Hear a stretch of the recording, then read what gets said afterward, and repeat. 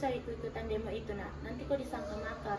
Bukan aku yang makar ibu, tapi mereka yang duduk di atas sana merampok negara ini. Kamu tetap ke kampus, Aku harus berangkat karena situasi semakin memanas. tapi Raka, hidupmu masih panjang, jangan korbankan semuanya demi politik. Justru hidupku masih panjang, aku nggak mau hidup di negara yang dikendalikan oleh kronik-kronik korup. Jika semuanya diam, siapa yang mengingatkan para penguasa? Negara ini milik rakyat, bukan milik sekelompok orang-orang elit yang bersembunyi di balik kata goyang-goyang kekuasaan itu. 32 tahun Soeharto menjabat, tapi masih demokrasi. Jika kita diam, kita jadi hidup bersama. Pemerintah tak peduli kita lapar. Lihat keluarga pejabat yang berfoya-foya, sedangkan kita dan rakyat mengantri beras. Tunggu, kita harus berhati-hati karena mereka nggak sedang menggunakan tentara untuk membungkam rakyat. Kalian mudah marah, tapi itu wajar. Tapi kalian harus ingat, reformasi bukan hanya tentang ganti presiden, tapi tentang perubahan sistem.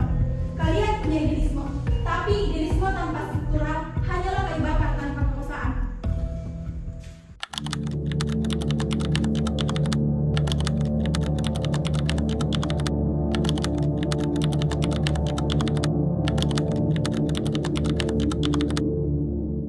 Ini bukannya nama, ini nyawa mereka tidak boleh dilupakan. Tapi Mas Munir, kita bisa diserang kapan saja dan ini sensitif. Diam lebih berbahaya daripada berbicara. Kalau negara tidak dapat melindungi rakyat, maka rakyat akan melindungi sesamanya.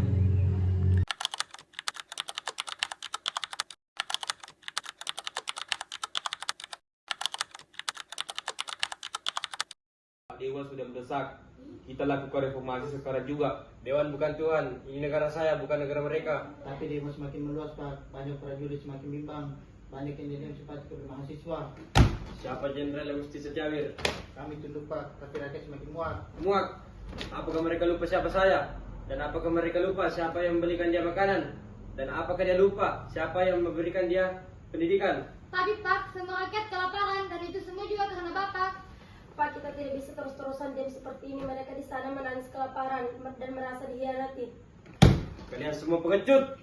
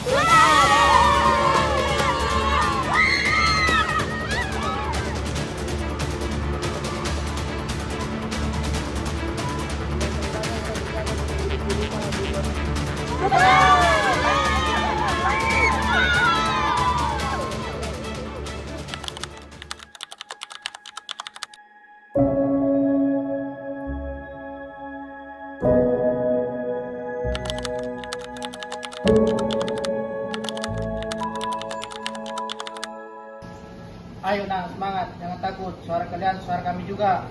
Apa sih yang ditolak-tolak di jalan itu ke rumah presiden ke kampus baik? Kami diperlukan bukan untuk pasar politik. Tapi Bu, kalau tidak ada yang bersuara, harga pangan akan naik. Tapi kalau Jakarta rusuh, siapa yang akan membelikan? Tidak semua mahasiswa tahu lapar di perut kami. Harga bensin naik terus. Mana orang-orang gak mau naik ojek karena kemahalan. Saya nggak ngerti politik, tapi saya tahu kelaparan itu sakit. Melihat anak-anak itu berjuang agar cucu saya bisa makan dengan layak. Demo kemarin kok nggak ada perubahan sama sekali ya? Iya, demo kemarin nggak ada perubahan. Kita harus lakukan demo kembali. Setuju. Tapi tunggu, kita harus berhati-hati karena mereka pasti bakal siapin prajurit yang sedang menyerang kita. Itu urusan belakangan. Kita tetap harus melakukan demo selanjutnya. Iya betul, itu urusan belakangan. Yang jelasnya di sini kita harus demo kembali agar ada perubahan. Nah betul, kita harus bertindak secepatnya. Baik, kalau begitu kalian kembali dulu dan besok kita menunjukkan demo.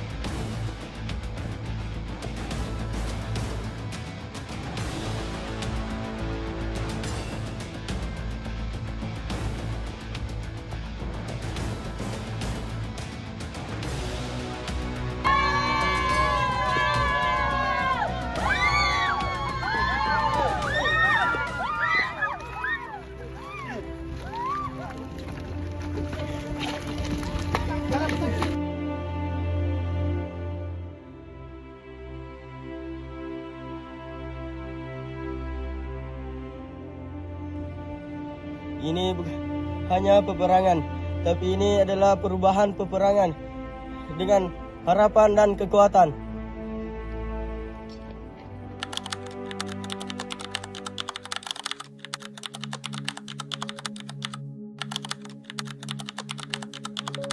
Demonstrasi sudah menyebar ke semua kota, Pak.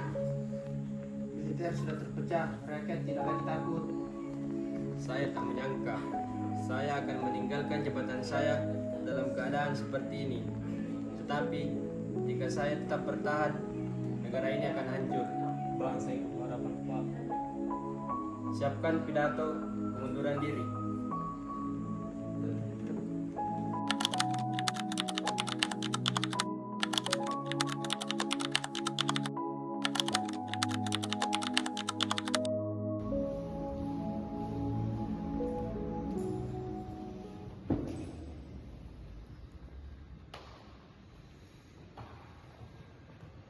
Assalamualaikum warahmatullahi wabarakatuh.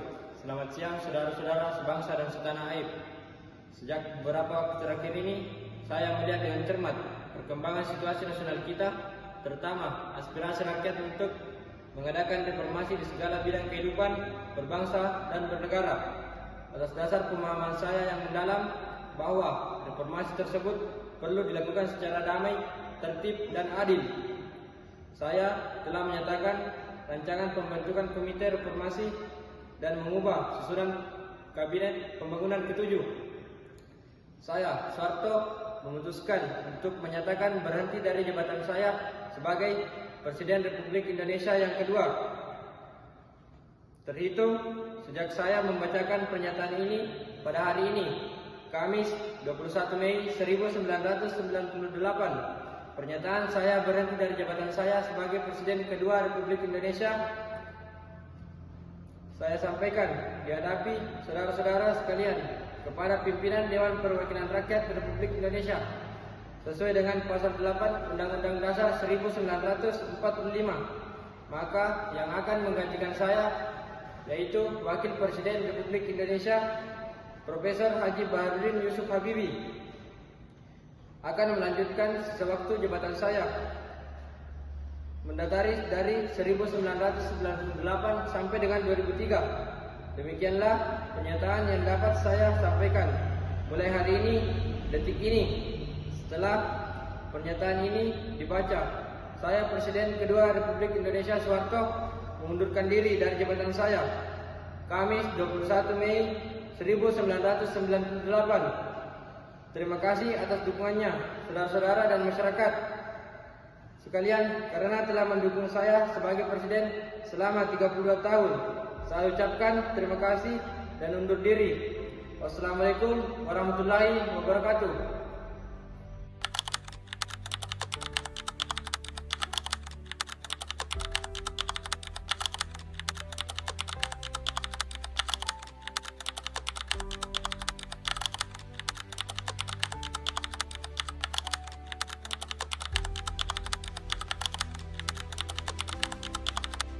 Kita berhasil, kita menang, Soeharto telah mundur. Ibu ikut senang, tapi karena hal ini kamu hampir kehilangan nyawa. Lebih baik kehilangan nyawa daripada kehilangan harapan di bangsa ini. Kalau hanya nyawa semua kupertaruhkan demi bangsa ini. Waktu Orde Baru memang keras, kita tenang, kita aman. Lihat sekarang, banyak anak muda yang pada demo. Ekonomi hancur, apa ini yang disebut perubahan? Dulu tenang karena semua meninggal. Iya Bu, dan sekarang kita punya harapan. Walaupun kita harus berdarah, kalau bukan sekarang kapan Bu? Betul.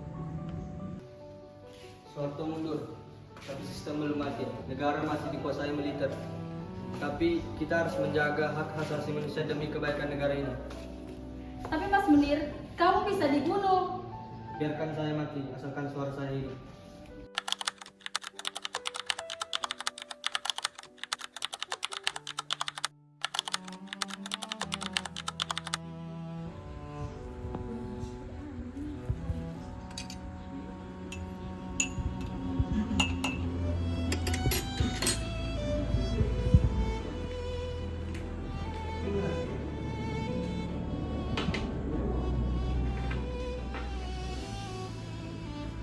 Mas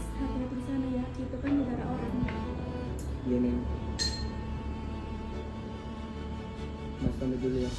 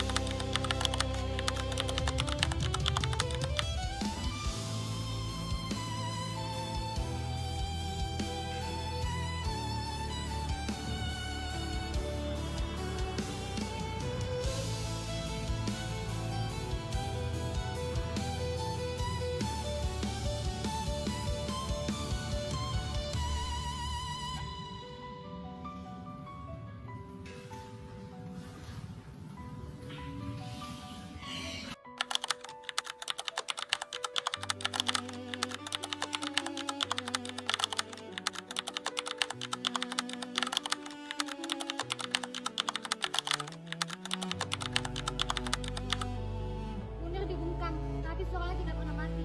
Kita berdiri di sini bukan untuk mengenang, tapi untuk menagih keadilan. Keadilan bukan milik slogan, dia perlu diperjuangkan. Perjuangkan! Perjuangkan! 7 September 2004, seorang pejuang hak asasi manusia telah menghembuskan napas terakhirnya jauh di atas langit Eropa. Tapi suaranya tidak cepat mati. Suara itu masih bergema di jalan ini. Anda mendampingi cukup lama, apa yang Anda rasakan? Saya seperti melihat diri lagi di mata mereka. Di keberanian dulu dia bilang, kita boleh dibungkam, tapi tidak dikalahkan. Dan lihat mereka hari ini untuk kemenangan. Apa kematiannya sudah mendapat keadilan? Belum, kita hanya diberikan serpihan kebenaran. Kami tidak akan berhenti hanya karena suara.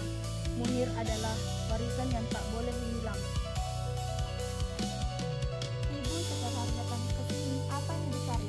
Saya tidak mencari, saya ingin memberikan dan menjaga seorang Munir. Dia dulu bilang, kalau masih bicara, dia tetap bersuara. Sekarang giliran kita. Apa ibu percaya keadilan itu akan datang? Saya percaya selama masih ada yang berada di jalan ini, keadilan tidak datang dengan diam. Bunuh satu Munir, hidup 1000. Ini bukan amarah, ini janji. Janji bahwa keadilan tidak bisa dibunuh. Selagi masih ada yang bersuara, suara Munir akan tetap hidup.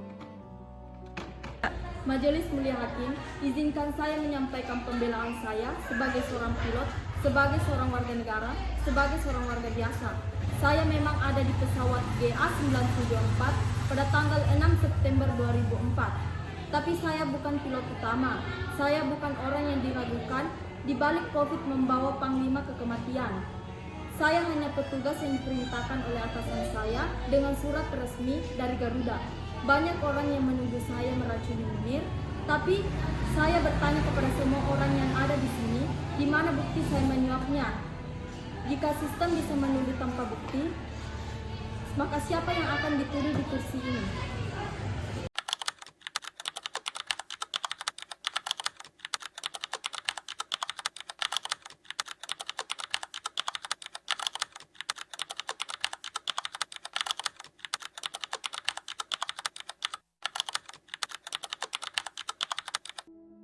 Apa kita bisa mempercayai sistem ini?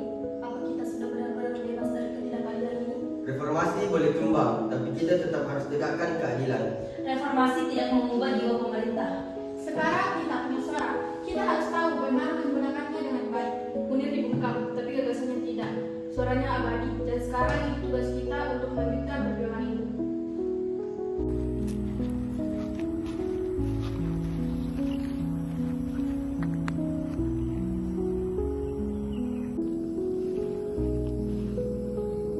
Kami juga merasakan luka yang mereka tinggalkan. Setiap nyawa yang mereka tinggalkan akan memberikan luka yang membara di dalam dada kita.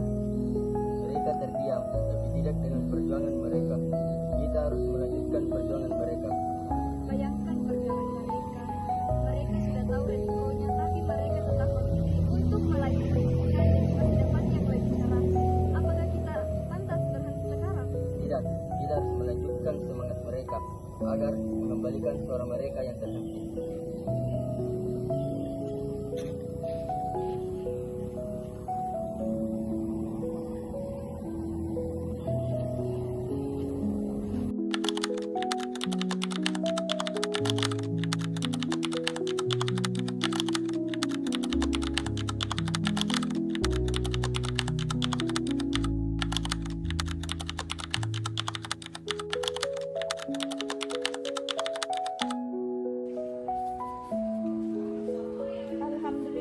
harga barang mulai terjangkau lagi.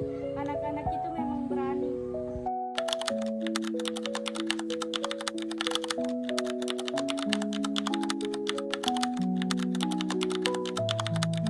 Reformasi ini sudah terjadi tapi belum ada perubahan untuk orang-orang kecil seperti kami.